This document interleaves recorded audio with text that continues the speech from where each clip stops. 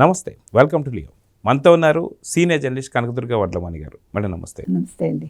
పవన్ కళ్యాణ్ గారి యొక్క ఆరోగ్య పరిస్థితి గురించి అందరికీ తెలిసిందే. సర్జరీ జరిగిన తర్వాత ఆయన ఇంటికి పంపించేశారు. కానీ అనూహ్యమైనటువంటి స్పందన మనం చూస్తున్నాం. అటు కూటమి ప్రభుత్వంలో కావచ్చు, లేదా ప్రతిపక్షంలో ఉన్నటువంటి యొక్క జగన్, అంటే ప్రతిపక్షం లేకపోయినా సరే ఇంకా ప్రతిపక్ష పార్టీ కాబట్టి ఆ యొక్క పార్టీ అధినేత జగన్మోహన్ రెడ్డి గారు కావచ్చు, అదేవిధంగా వీళ్ళందరినీ కూడా చూస్తూ వస్తున్నాం. అనూహ్యంగా మోడీ గారి దగ్గర నుంచి ప్రతి ఒక్కళ్ళు కూడా ఈ రకమైన రెస్పాన్స్ అనేది సినీ నుంచి, రాజకీయాల నుంచి, అందరి దగ్గర నుంచి వస్తుంది. సో ఎలా చూడాలంటారు ఈ స్పందన? అసలు పవన్ కళ్యాణ్ మొట్టమొదట ఒక సినీ నటుడు. సినీ నటుడిగా పక్కన పెడితే రాజకీయ నాయకుడిగా ఆయన ఒక మంచి గుర్తింపు తెచ్చుకున్నారు. 100% స్ట్రైక్. ఎందుకంటే 100% స్ట్రైక్ రేట్ కూడా పక్కన పెడితే అది ఎట్లాగా వచ్చింది. కానీ మోదీ గారి దగ్గర నుంచి, మీరు అన్నట్టుగా అమిత్ షా దగ్గర నుంచి, లేకపోతే చంద్రబాబు నాయుడు గారి దగ్గర నుంచి, ముఖ్యంగా జగన్మోహన్ రెడ్డి గారి దగ్గర నుంచి ఒక మంచి ట్వీట్ రావడం అనేది 2026లో మనం చెప్పుకోదగ్గ ఒక ప్రాముఖ్యత కలిగిన అంశం అని చెప్పాలి. ఎందుకంటే మనం కోరుకుంటున్నది ఇదే జగన్మోహన్ రెడ్డి గారి దగ్గర నుంచి. ఒక మంచి ప్రజానాయకుడిగా, ఒక మంచి ప్రతిపక్షంగా ఉండండి అని కోరుతున్నాం. అది ఇవాళ వారిలో చూసాం. మనం నెగిటివ్ ఎట్లా అయితే మాట్లాడతామో పాజిటివ్ కూడా అంతే ఇదిగా మాట్లాడాలి. సో ఇవాళ పవన్ కళ్యాణ్ గారు చాలా కాలంగా అప్పుడప్పుడు అస్వస్థతకు గురవడం, ఈ ఎయిల్మెంట్ అనేది ఉండడం, దాంతో ఆయనకి ఇవాళ ఒక సర్జరీ చిన్నది జరగడం, జరిగిన వెంటనే చిరంజీవి గారు రావడం కూడా ఉండడం, ఇవన్నీ కూడా మనం చూసాం. అంటే వాళ్ళకి యాక్చువల్గా నాగబాబు గారు చెప్పినట్టుగా, నాకు పవన్ కళ్యాణ్ మీద కొంచెం ఈర్ష్య ఉంటుంది, మా వదినమ్మ సొంత కొడుకులాగా నోట్లో ముద్దలు పెడుతుంది అని చెప్తారు ఆయన. అంటే ఒక అభిమానం, ఒక ప్రేమతో చెప్తారు ఆయన. It's not negative. So Chiranjeevi గారికి కూడా పవన్ అంటే అంతే అభిమానం, ఒక కొడుకులాగా కావచ్చు, ఒక తమ్ముళ్ళలాగా కావచ్చు. సో ఆయన వచ్చి ఉండి దగ్గరుండి అవన్నీ చూసుకోవటం అనేది చాలా మంచిది. సో సడన్గా జరిగినా కూడా వెంటనే ఇక్కడికి రావడం, ఆయన చేయించుకోవటం, ఆ తర్వాత మీరు చెప్పినట్టు అందరూ కూడా ఆయన ఆరోగ్యం బాగోవాలని ఇంతమంది అభిమానంగా ఆయనకి ట్వీట్లు పంపించడం, ఇవన్నీ చేయటం అనేది చాలా మంచి పరిణామం నన్ను అడిగితే. అంటే ఒక మంచి రాజకీయ నాయకుడిగా ఆయన తనేంటో ప్రూవ్ చేసుకున్నారు. ఒక నెగిటివిటీ లేదు. పవన్ ఇవాళ ఇది తినేశాడు, లేకపోతే అది ఇలా చేశాడు, ఇది ఇలా చేశాడు, సరిగా చేయలేదు. We never heard that. Jal Jeevan Mission ఏదైతే ఉందో కేంద్రం ఇచ్చింది, అది మంచిగా అందరికీ నీరు ఇచ్చాడు ఆయన. ఇది గిరిజనులకి ఆయన ఒక రోడ్డు వేయిస్తాను 2.5 కిలోమీటర్స్. అది వేయించాక ఆ ఎండలో ఆయన నడుచుకుంటూ వెళ్ళి రోడ్డు సరిగా ఉందా లేదా అని పరిశీలించడం. ఎక్కువగా ఆయన ఈ గిరిజన మహిళలు కావచ్చు, గిరిజన ప్రాంతాలకు సంబంధించిన ప్రజల మీద దృష్టి పెట్టడం, వాళ్ళకి ఏంటి, వాళ్ళ అవసరాలు ఏంటి అనేది చూడడం. తర్వాత పిఠాపురం మీద ఎక్కువ కాన్సన్ట్రేట్ చేయడం. అంటే ఓవరాల్గా చేసినప్పటికీ కొన్ని ప్రాంతాల మీద ప్రత్యేక శ్రద్ధ పెట్టడం. తన శాఖలు ఏవైతే ఉన్నాయో వాటి నుంచి ఆయన ప్రతి ఒక్కటి తెలుసుకుని ఎవరికి ఏం కావాలి అనేది ఆయన దృష్టి పెట్టి చేయటం అనేది ఇవాళ ఒక మంచి రాజకీయ నాయకుడిగా వారికి గుర్తింపు తీసుకొచ్చింది. అయితే మీరు అన్నట్టుగా సినిమా ఇండస్ట్రీ వాళ్ళు కూడా ప్రతి ఒక్కళ్ళు స్పందించారు, ఆయనకి తొందరగా కోలుకోవాలని విషెస్ చెప్పడం జరిగింది. వీటన్నింటినీ మించి అభిమానులు, ఇవాళ అభిమానులు ఆయన త్వరగా కోలుకోవాలని మృత్యుంజయ హోమం చేయించడం ఏంటి, బోల్డ్ హోమాలు చేయించారు ఎక్కడికక్కడ. తర్వాత గుళ్ళకి వెళ్ళి ప్రార్థనలు చేశారు. ఇవన్నీ అనేది చాలా ఆనందదాయకమైన విషయం. ఎందుకంటే వేరే ఏదో చేయకుండా చక్కగా వెళ్ళి ఇలాంటి పనులు చేయటం, గుడికి వెళ్ళటం మంచి పనులు కదండి ఇవన్నీ కూడా. సో ఇవాళ నిజంగా పవన్ కళ్యాణ్ అదృష్టవంతులు ఒక రకంగా చూడ. ఎందుకంటే ఇంతమంది అభిమానాన్ని ఆయన చూరగొన్నారు. నటుడిగా చూరగొనడం వేరు, ఒక రాజకీయ నాయకుడిగా ఇంత స్పందన ఆయన తెచ్చుకోవటం అనేది చాలా తక్కువ సమయంలో. ఒక టర్మ్ కష్టపడి, ఒక టర్మ్ నిల్చుని ఓడిపోయి, ఇంకొక టర్మ్ 100% స్ట్రైక్ రేట్ తెచ్చుకుని, మీకు మొత్తం అసలు రాజకీయ గ్రాఫ్ అనేది కింద నుంచి పైకి ఎట్లా వచ్చింది, అది ముఖ్యం మనకి.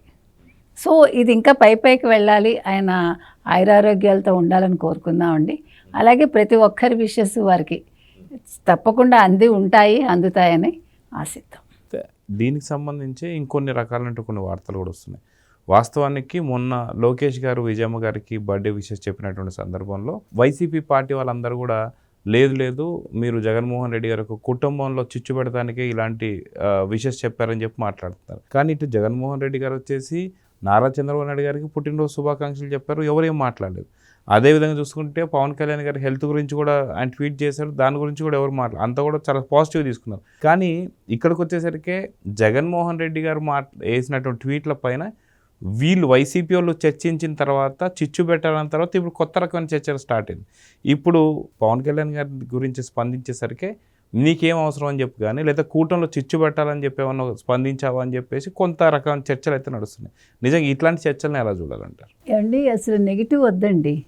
ఇప్పుడు మీరు అన్నట్టుగా ఎవరు విజయమ్మ గారికి ఎవరు లోకేష్ విషెస్ చెప్పారు, లక్ష్మీపార్వతి స్పందించారు వెంటనే.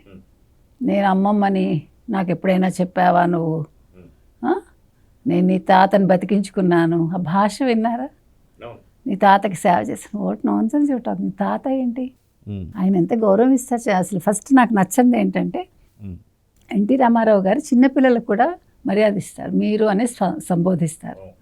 నువ్వు వ్యక్తిగతంగా ఎలాగైనా ఉండు, బట్ ఒక లెజెండరీ అన్నప్పుడు, ఒక లెజెండరీ భార్య నేను చెప్పుకుంటున్నప్పుడు, మీరు ఇంత విద్వత్ ఉంది అని చెప్పుకునేటప్పుడు మీ మాట తీరు ఎలా ఉండాలి లక్ష్మీభారతి?